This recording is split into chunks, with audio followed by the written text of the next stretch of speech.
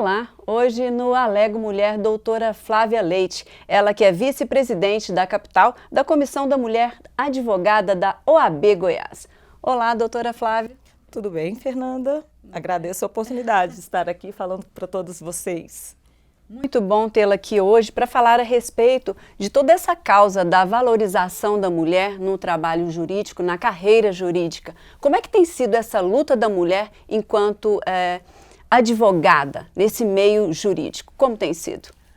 Então, é uma luta que já vem há alguns anos, né? Tem muitos anos que nós estamos aí querendo que tenhamos lugar de fala e poder fazer leis e executar as leis e ajudar as pessoas que precisam de ter seus direitos julgados, né? Defender as pessoas que ali precisam.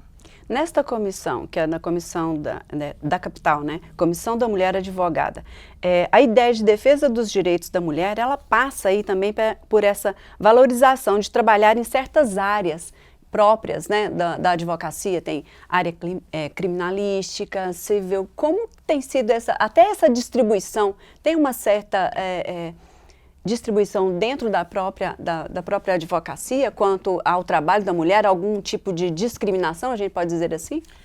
Hoje, a OAB, tanto nacional quanto Goiás, em números, ela tem mais mulheres trabalhando do que homens. Tem mais mulheres que advogam do que homens. Mas a gente vê que, por exemplo, áreas como a criminal, a maioria, e quando é principalmente em níveis maiores, mais altos, é dominada por homens. Já a trabalhista, a gente vê um número maior de mulheres. Mas isso tem mudado. Com todas as lutas que a gente tem feito pela valorização e reconhecimento da mulher, nós estamos conseguindo mudar essa realidade. Doutora Flávia, e de uma forma geral, o que tem sido feito pela comissão em termos de valorização da mulher advogada? Em 2016, a gente criou a Lei Júlia Matos. A gente conseguiu, junto com o Congresso, né, que se fosse aprovada a Lei Júlia Matos, que é uma lei que dá direito à mulher grávida a ter 30 dias de suspensão do processo para ela poder exercer a maternidade, que era uma questão que a gente tinha muito problemas, porque a gente pariu e tinha que... Eu mesma voltei 2 dias de parida, eu estava atuando em processos, isso em 2013.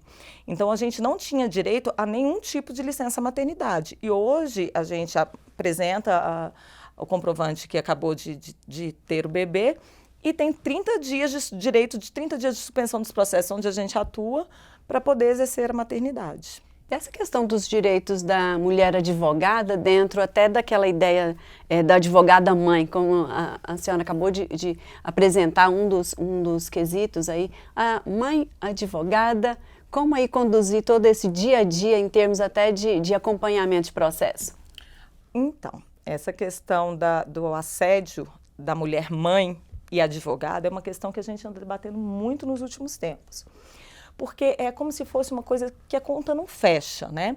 A sociedade exige que a mulher seja mãe. E, ao mesmo tempo, ela exige que a mulher trabalhe como se ela não tivesse filhos. Isso é contraditório. A conta não fecha. A gente não dá conta disso. Um exemplo que eu posso te dar simples. O horário de audiências de tribunais geralmente tem a ver com o horário que a mãe pega e leva a criança na escola. Então, ou ela terceiriza a maternidade, ou ela advoga. E isso é uma questão que é complicada. E não só, né, na questão judicial, né? Quantas mulheres, na hora de uma entrevista de emprego, é a primeira pergunta que faz? É a pergunta que não se faz ao homem. Você tem filhos? Quem vai ficar com seus filhos para a senhora poder vir trabalhar? Né? Então, isso é um tipo de assédio moral que nós, mulheres, sofremos em relação à maternidade. Mas, fora isso, voltando à pergunta anterior, quando você me pergunta o que a OAB tem feito, esse ano, agora em março de 2014, a OAB lançou uma campanha contra o assédio moral e sexual das mulheres advogadas. Essa campanha tem como objetivo fazer com que haja um canal de denúncias, porque muitas vezes, além do canal de denúncias para as pessoas se sentirem à vontade de denunciar, a gente começou a perceber que muitas vezes a mulher não tem nem a noção que está sendo assediada moralmente. Em outras profissões isso também ocorre. Isso não ocorre só na área da advocacia. Hoje a advocacia, outra coisa que é importante trazer, que é a primeira entidade que a gente conseguiu colocação paritária entre mulheres e homens dentro do Conselho Federal da OAB. Então, hoje, por lei, a gente tem o mesmo número de mulheres e homens. Porque, como a gente conversava mais cedo, a única forma da gente conseguir mudar as coisas é a gente tendo lugar de fala, é a gente tendo lugar de decisão, né? Não adianta meu marido estar ali e falar por mim, porque ele não tem a noção, a ideia do que eu vivo na minha situação. Então, a OAB hoje tem esse lugar, que tem o mesmo número de homens e de mulheres. E lançou essa campanha agora em março, acho que foi 14 de março que lançou. No mês da mulher. No mês da mulher, contra o assédio moral e sexual. Tem uma cartilha que explica exatamente o que é, bem como um canal para você fazer denúncias desse tipo. Doutora, analisando de uma forma assim, geral das coisas, se uma mulher advogada que tem um entendimento de lei e ainda acha difícil identificar que está tendo esse assédio moral na própria profissão, imagine os demais também, né? Como é que tem sido entre vocês, mulheres advogadas, essa união para buscar aí esse reconhecimento e ter mais voz até na própria profissão? Existe uma lei, quando você pergunta da mulher advogada, daí eu vou mais longe. Eu digo que essa questão, quando você colocou também, que são em todas as profissões que esse tipo de situação ocorre, né? Isso é fruto da nossa cultura patriarcal, né? E aí a gente tem um protocolo do CNJ sobre perspectiva de julgamento de gênero, né? Que é sensacional, porque ele finalmente veio e reconhece, é uma instrução, é uma recomendação aos magistrados para que julgue, entendendo que é difícil existir a igualdade formal, como a gente tem nas leis, porque nós todos temos raízes culturais, e essas raízes culturais são machistas. Então, para um juiz ou uma juíza realmente julgar de forma justa, ele tem que entender que as nossas culturas são machistas. E para a gente fazer esse equilíbrio da balança, o que é necessário? Olhar para aquela mulher e entender que ela não tem as mesmas oportunidades que o homem. Então, isso é uma forma já de colocar o lugar. O que é o princípio da igualdade no direito, né? É julgar os iguais de forma igual e os desiguais de forma desigual. E a gente reconhecer que o patriarcado nos põe em forma desigual já faz com que o julgamento, se o homem está aqui, a mulher está aqui, para a gente começar, a gente vai ter que dar algo a mais para essa mulher, porque historicamente nós fomos diminuídas historicamente. E para a gente acabar com esse tipo, para a gente igualar a balança, que é a justiça, a gente precisa mudar essa situação.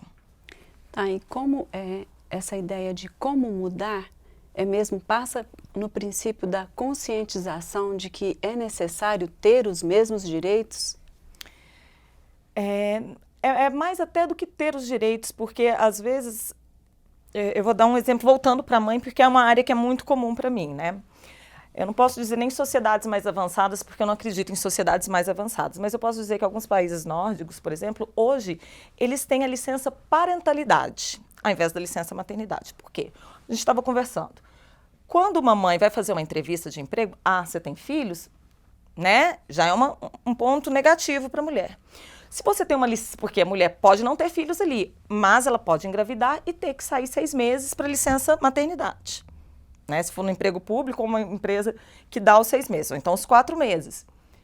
O homem não vai ter aquilo. Agora, a licença parentalidade, quem escolhe aquilo é o casal. Como que fica a divisão sexual do trabalho dentro da casa, cabe ao casal.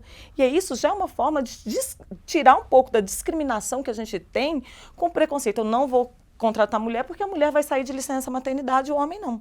Se nós temos uma licença parentalidade, é uma forma da gente fazer esse balanceamento. Né? Então, são ideias que estão surgindo. Essa que eu estou dando, por exemplo, é na questão do direito do trabalho, né? Em que a mulher já não ficaria mais, ela não vou contratar porque ela pode sair de licença maternidade, já não seria mais. Já dificulta até a contratação também, hein, doutora? Da mulher, né? E é por isso que a licença parentalidade não faz isso. Agora, E, além de tudo, ela começa a tirar a outra carga da mulher, que é o segundo turno da mulher, que ela chega do trabalho e tem que fazer todos os afazeres da casa, porque o homem, pela essa cultura patriarcal, não foi ensinado a fazer. Então, nós temos que mudar isso. E daí, quando você fala através de uma conscientização, sim, através de uma conscientização. Hoje, nós temos uma lei que determina que a gente, todo ano, as escolas têm que receber gente para falar sobre violência doméstica. Eu já perguntei na escola das minhas filhas, nunca ouvi falar sobre isso. Eu tenho 3 filhas, elas nunca tiveram nenhuma aula. Então, quer dizer, às vezes não basta só fazer leis. A gente tem, vamos chegar na Lei Maria da Penha, por exemplo, é considerada a 3ª melhor lei contra a violência doméstica do mundo. E a gente, ao mesmo tempo, é o 5º pior país para se morar no mundo, para se ser mulher, né? Desculpa, do mundo. Então é uma contradição que não bate. Há um abismo muito grande. E por que a gente tem esse abismo? É cultural. Não basta ter a lei, a gente precisa de conscientizar. E daí como que a gente vai conscientizar? Educação. Educação. E quando eu falo que existe uma lei que determina esse tipo de educação nas escolas e a gente vê que elas não são cumpridas, o que está faltando? A aplicação da lei tem sido difícil, então, doutora? Não posso dizer que é aplicação, porque tem muitas leis, e eu sou uma das que não sou a favor da punição, a favor de tudo. Tem muitas leis que existem, mas se você não as cumpre, não há penalidade. Eu não quero que haja penalidade, eu acho que falta mesmo conscientização. Quando a gente vê que os direitos das mulheres, finalmente, ele está tendo um lugar, né? A gente está discutindo isso muito mais do que discutia alguns anos atrás, quando eu te falo que a própria OAB criou a Ouvidoria da Mulher. Aqui em Goiás hoje a gente tem uma comissão só de prerrogativas dos direitos da advogada mulher, né? Isso tudo está vindo, isso é uma forma de conscientização.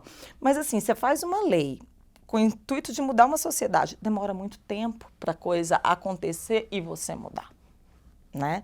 Então, tem outras vezes que a gente tem que fazer o contrário. O ideal seria isso, que a sociedade fosse se modificando e a lei entrasse de acordo com ela, mas a gente vê que tem horas que não tem jeito. Então, a gente ouve, o que a gente ouve? A gente fala, não, mas essa mulher é o mimimi que eles chamam hoje, não é isso? Essa mulher é mimimi, isso é bobeira, não sei o quê. E muita gente, com o intuito de não vamos criar confusão, deixa passar. E eu vejo que isso acontece assim, demasiadamente nas instituições de ensino. Até porque ali é uma questão de clientes, né? A gente pode falar que hoje as instituições de ensino têm os alunos como os clientes. E há diversidade de tudo quanto é pensamento dentro de qualquer instituição. E eles não querem criar confusão, então é melhor não falar, porque senão eu posso perder meu cliente. Tem isso também, né, doutora? Um dos pontos que eu gostaria aqui de destacar é com relação ao princípio da igualdade entre os sexos, entre os gêneros, a questão do incentivo da advogada a assumir uma posição de autonomia profissional no ramo do direito. Quer dizer, há essa busca por uma ascensão nessa área jurídica também passa também por essas questões de assédio moral. Essa doutora não serve para assumir esse cargo X ou alguma coisa do tipo. Como é que a gente poderia falar a respeito desse assédio moral dentro dessa ascensão na carreira? Então, a carreira jurídica, ela começou sendo composta quase que por homens. E com o tempo as mulheres foram chegando em determinados lugares. Mas como a nossa sociedade culturalmente criada, né, as mulheres sempre ficam, mesmo também na carreira jurídica, geralmente elas são as estagiárias ou as júniors. Quem é sempre o sênior é um homem, né, dentro dos grandes escritórios. Há incentivos, mas a advocacia, parece que a pessoa precisa ser muito assertiva. E o homem, sendo assertivo, é extremamente aceito pela sociedade. A mulher, sendo assertiva, ela é a louca, ela é a doida. Ela é a grosseira. Ela se desestabiliza. Desestabilizada. Né? E o que é muito engraçado, porque assim, quando uma mulher levanta a voz, é porque o homem levantou antes. Concordo. Só que quando a gente volta, aí a gente que é a doida da situação, né? Então, mas quando eu te falo que a coisa está mudando, esse protocolo do CNJ é uma coisa que a gente tem que divulgar mais. Ele foi transformado em recomendação pelo STF agora em fevereiro desse ano. Que ele fala inclusive sobre essa postura que muitos têm de colocar a mulher como doida. Quando a mulher não está fazendo aquilo que a sociedade patriarcal espera dela, eles colocam como doida, como chantagem, como não sei o quê, sempre desestabilizando a gente como forma de desestabilizar. E o CNJ põe isso e pede para que os juízes e juízas levem isso em consideração no momento em que eles vão julgar um processo. Compreensível. Doutora, a gente já está chegando ao final do nosso programa. Eu gostaria das suas considerações finais a respeito do que fazer para sempre buscar essa mudança e essa melhoria da condição da mulher no caso da advocacia. Então, o que fazer é primeiro se conscientizar dessa diferença cultural que existe entre homens e mulheres. Por mais que a Constituição Federal coloque esse princípio da igualdade entre os sexos, a gente sabe que na prática ele não existe, né? Estamos lutando e acreditamos que vamos mudar isso. Como que a gente já tinha falado, estamos mudando, não como a gente merece que essa mudança, nos passos que a gente merece que essa mudança ocorra, mas de forma lenta. Nós estamos evoluindo. Exemplo é a paridade dentro da OAB, que é o mesmo número de homens e mulheres no conselho, esse canal de denúncia, caso haja assédio moral ou sexual para a mulher advogada, essa cartilha que ensina o que se faz, né? Esse protocolo, não é da advogada, né? É do CNJ, Conselho Nacional de Justiça, que coloca a importância de se entender tudo isso, né? E a gente pode se basear também em documentos internacionais que falam sobre isso, como o CEDAW, a Convenção de Belém do Pará, né, que colocam a necessidade da gente ver isso. A própria ONU, agora, a Agenda 2030, né, ou 2030, o objetivo número 5 é a igualdade de gênero. E a gente tem uma dificuldade hoje, porque quando a gente fala a palavra gênero, parece que a gente está falando quase que um palavrão, né? Colocaram isso na nossa cabeça. Enquanto a gente só está falando de diferença de homens e mulheres. E que a gente quer igualdade de gênero, a gente quer igualdade entre homens e mulheres. Se a própria ONU reconhece a necessidade disso, é porque está evidente que não existe, né? Então, em primeiro lugar, é aquilo que a gente está conversando, é a conscientização de que esse lugar precisa mudar. Essa igualdade, ela realmente precisa existir.